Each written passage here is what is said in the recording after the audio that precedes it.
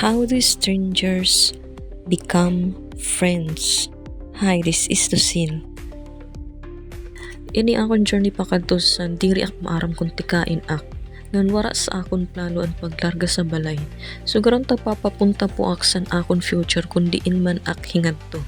An adi na, nagkerigda kami san mga strangers kung nakaupod. Diri ak maaram kung sira sino sira. Basta naging kampante na laak. Kay ira itsura diri man magpakaradok. Mga magkusay man lugod. Ini. Tapos mga buutan pagod. Actually, di nagtikang nagkakiralala kami. Sansim naman kakadtuan. Diri ko nala ngaranan kundiin basta trabaho abroad. So adina, nagaurupod kami almost 2 months sa accommodation. Di na amon ups and down na pagsasama. May okay danay, may danay man diri okay. Pero darasan istorya sin maupay, naging okay man gihapon.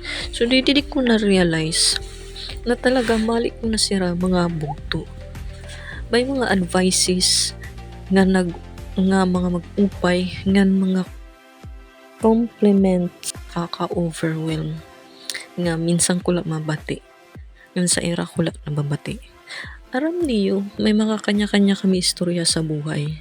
Pero aram naman naton na nanaranasan tain mga magyaman man o diri may gihapon problema. Mauin na nahinga di kami sin na journey kay para masolusyonan ang problema which is poverty and financial crisis. Wow, English ha. Krisis kami sin kwarta, so we decided na mag-abroad na la kay amon na isip pag mag-abroad kami mag-uupay amon buhay nga mapoprovide namon ang needs san amon kanya-kanya nga pamilya. Pero diri pala madali ang proseso abroad. Tapos kailangan malakas in loob pero di daak nagsala na diri ak ngayon andam sa ngaran na abroad. That is why wara nala ako magdayon. At least namit ko sira Ate Sandra, Ate Jean, Ate Ana, and Ate Rachel.